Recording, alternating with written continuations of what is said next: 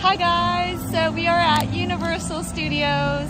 Can't wait to show you guys what we are up to today. I think we're hitting up the upper lot first and then making our way down to the lower lot. I'll give you a review of what our thoughts are on each ride that we go on. But yeah, this is amazing to be here. It's so beautiful outside, so come on with me. As well as lockers if you have items you'd like to store. In addition, there are ATMs on the right-hand side of our ticketing plaza, as well as inside the park.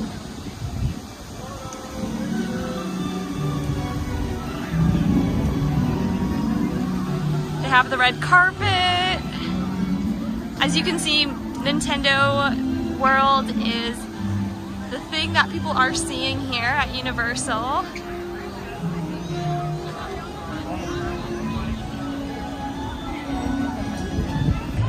A quick pit stop at the Cool Zone. So here's some Fast and Furious stuff behind me. The OG Skyline. We also have those cars. There's a lot of people here and a lot of things to do. They're just over here. Yeah, we're gonna grab a snack, grab some drinks, and then start hitting up the rides.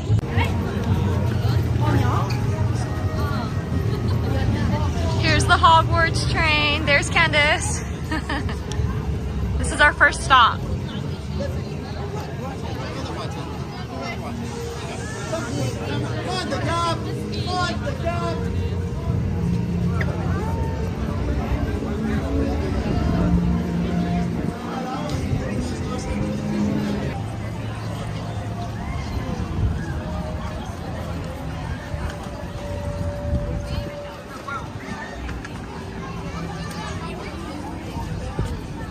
So the Harry Potter ride is going to be our first stop. This is the entrance right there. It gets pretty dark inside, so not sure what the view is going to look like once we're in. And I probably can't have my phone out while we're on the ride because it seems pretty intense too. But I'll give you guys my review on what I think the ride is like. Rating out of 10. It's bright again, so it's really dark back there. But then there's a part of the line where it's outdoors. And one thing to note for this ride in Harry Potter World, wear a fanny pack, because if you do wear a fanny pack, you can bring it on the coaster. If you have any other kind of bag, you have to put it in a locker, and it's quite the crowd in the locker room. So to avoid that, wear a fanny pack and store all your stuff in there if you can.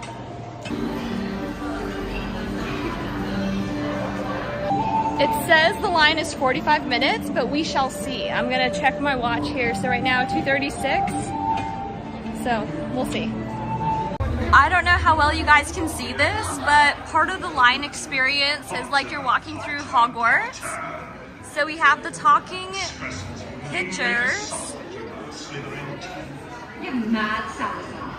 Just watch. I'll wager young Mr. Potter and Gryffindor beat Slytherin today. Ha! Gryffindor doesn't stand a chance.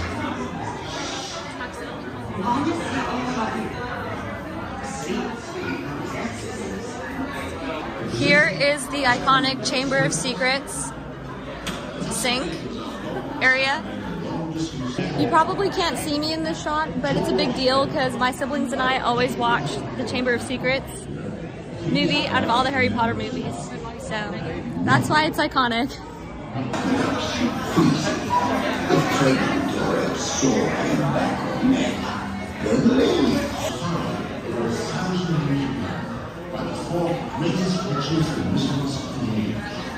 As many of you know, Hogwarts is one of the schools where young people in the Wizarding World come to study magic. We finally made it, and ahead of schedule by 10 minutes. We're going on. All right, guys, so the verdict is 8 out of 10. So this is the first time the ride actually broke down at the very end. Luckily, we weren't upside down. We weren't like lopsided. But that was weird. Like the screen just stopped working. But yeah, 8 out of 10. The line experience was really good because there's lots of things to see and do. But yeah, the ride broke down. It is fun. You know, 10 out of 10 for theme, but overall 8 out of 10. So what is your guys' reaction to the ride? I liked it. It was good. What would be your rating? 9 out of 10. Steven? I'd give it an 8 out of 10. 3? An 8.5.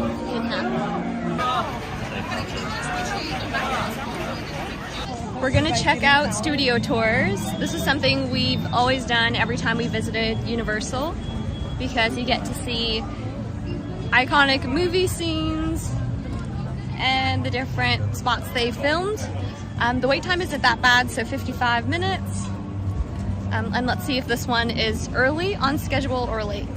Here is a sneak peek of the massive line. So all those huts right there, shade areas, lines of people. A thing to note about the studio tour is that it can be 60 minutes long and there are no restrooms. So before you line up for this ride, make sure you take a pit stop at the restroom. Then you can enjoy the ride and not think of the washroom. Here's the tram and this is what it looks like. So far the line is moving along. And yeah, so we'll see if we make it within the 55 time limit. Here, a replica of a store inside 2 more connected sound stations. It was apartments all squashed in 4 acres of land. The room apartments that all those people are in front of right now, they're called up Brownstone Street, and you might recognize it from the movie Police on Lightning. Place the door! Like that. Outside we go. Outside click. Now, folks, I told you if we were loud enough for Robert, he would get us an extra special behind-the-scenes access. What was about to happen? You might feel like our tram's about to hit 88 miles an hour, because we're about to get 1.21 gigawatts and head back to the future to Hill. Back to the future. Back to the future fans, get your cameras out, point them to the left-hand side of the tram. City Hall. We're looking at the clock tower, the Back to the Future Part 1 and Part 2. Now, even though it was used for Back to the Future, it's probably one of the more popular films, like you see on your screen right now. This area called Courthouse Square has been used for other productions. The movie Psycho 2 filmed right back here as well. To Kill a Mockingbird, considered to be one of the greatest American films of all time, filmed here.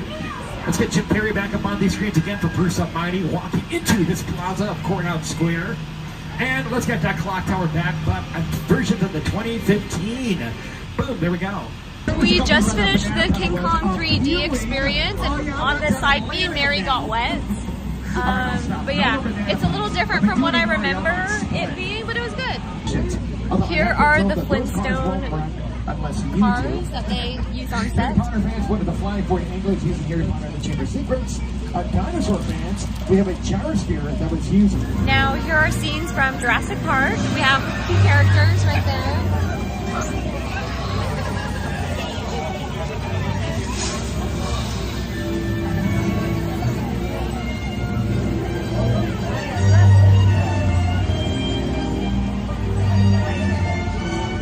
Alright, so we are approaching the flash flood scene, which is in Big Fat Liar. Right here. Okay, get ready. There's different speakers that hit throughout the area. And this rain is all from sprinklers, and on set, these will be called rain rigs, rain bars, or rain wands. These can be adjusted to make it look like a light misting all the way to a heavy downpour. The rain is very hard to capture on camera. Similar to when you're watching a football game at home on your TV, and the announcers say it's raining, but you can never see those raindrops, right? That is because their raindrops are not backlit. In order to make raindrops appear on camera, you gotta put a light source from behind the raindrops to make them shimmer and shine, and that will show up on camera. Oh. Hey Mikey, that's your cue, buddy. You gotta turn off the water, keep it ready to slide, everything overflows, and everybody gets super There's the water. water! If you're in a blue seat, look out! Whoa! Woo! Oh my gosh!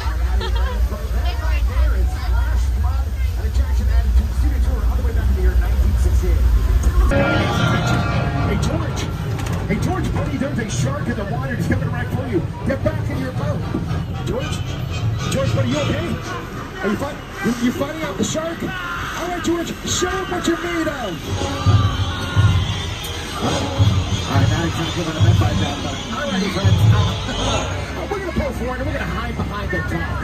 All right, now we do have a plan. In the water, there's a barrel full of bait. If the shark takes that, we'll be safe. Let's see what happens.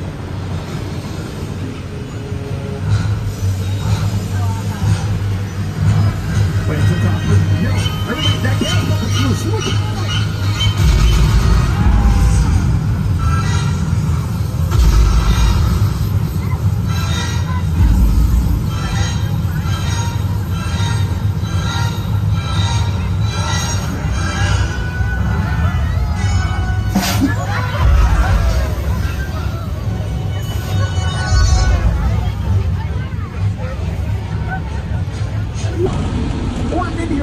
Here's Davey's house from Never Have I Ever. Here's Bates Motel. Luckily, we're not at the end.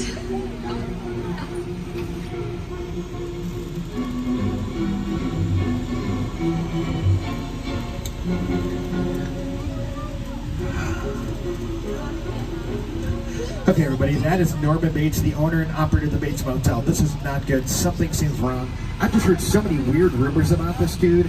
I've heard that he will just have some really weird guest interactions with the people who stay here at the Bates Motel. All right,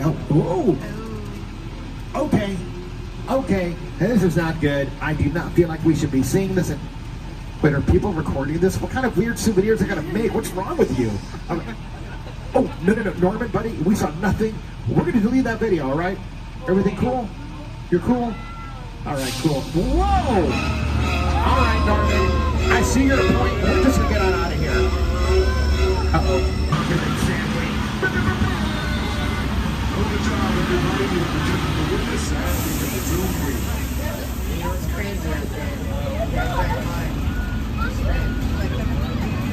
We are done the tour, and we actually boarded 10 minutes earlier, so it seems to be that the posted wait times are longer than the actual wait times. And I would rate this experience a 10 out of 10. It's definitely really cool, and if you're watching those newer shows that are streaming online, then you'll get to see some of the sets. So I didn't want to reveal what the Fast and Furious one was, so come to Universal, experience it yourself. How would you say it was for you? It was good. I liked it. Steven? I think it was very loud. Yes. And Mary? It's good. Good. Okay. Now we're gonna go stop by, grab some food and drinks, and then probably check out Mario World. So catch you guys later. All right, so we are on our way to Mario World, and this is what it looks like from above. I don't know if you can see it. It took us a little bit to get here because we took a quick pit stop at Krusty Krab for some burgers and fries, which were delicious. The only thing is that it's a long wait line of about 30 minutes, and then a little bit longer for your food. So plan ahead when you hit up Krusty Krab in The Simpsons. You guys, we are here at Mario World. Okay, I'll show you what it looks like. Life-size of the video game that we played in our childhood. Look at that. Here's Bowser's Castle and the iconic pipeline plant.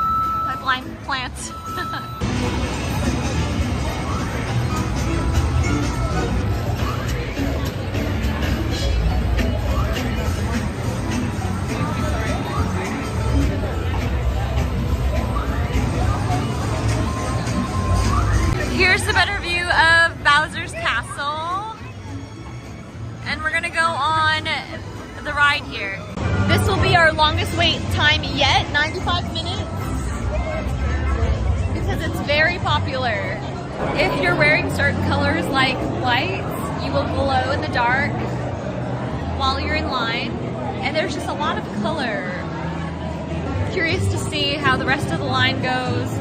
If it's not too dark outside, hopefully I can give you guys a review of the ride, what it is out of 10, and then if I recommend you guys tried it or not. Based on the quick math I just did, we're going to be just at the cusp of Mario World closing, so that's important to know that it does close earlier. So if you have an extended pass, it doesn't matter, you have to hit up Mario World before the closing time. And today I think it's 9:30 and we just make it. We're making it further along the line, and guess what's in front of me? Start!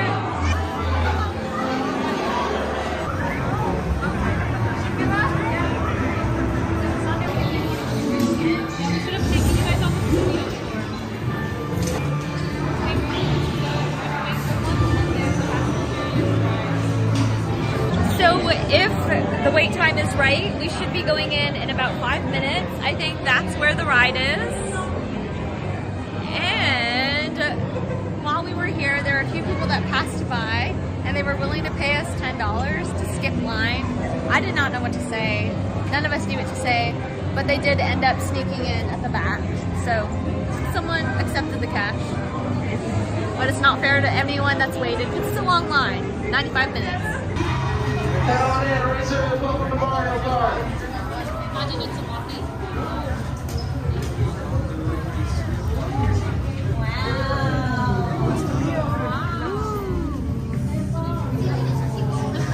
Oh, we're just in another room. Oh, you have to get a thing. Ooh, we have to get helmets. So you guys, the third room is the real room. The first two are decoys. We all have our hats on. There you go. Ready? I wonder what's next.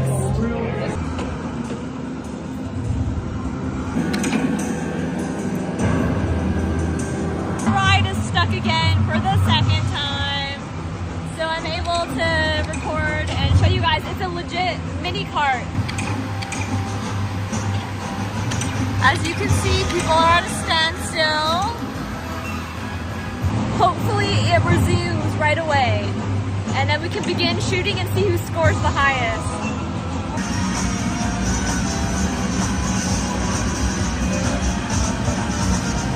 We just finished the ride. We were saying that it's not worth how long the wait was. It broke down twice, but honestly, I still give it an 8 out of 10. It was cool being in a go-kart. The whole Mario theme is consistent throughout, from the line to the theming inside. But yeah, not worth the wait. If the wait was like 45 minutes, then yes. As you can see, it is nighttime. We were waiting in line for about 2 hours. And again, like I said inside, 8 out of 10, recommend. If the wait time was less than 90 minutes, then yes. But because it was long and it broke down twice, tough to give it a 10 out of 10 score. But that is all for tonight. So we probably will check out The Mummy and Jurassic maybe before going to City Walk and calling it a night. So thanks so much for joining us today and see you in my next vlog. Bye!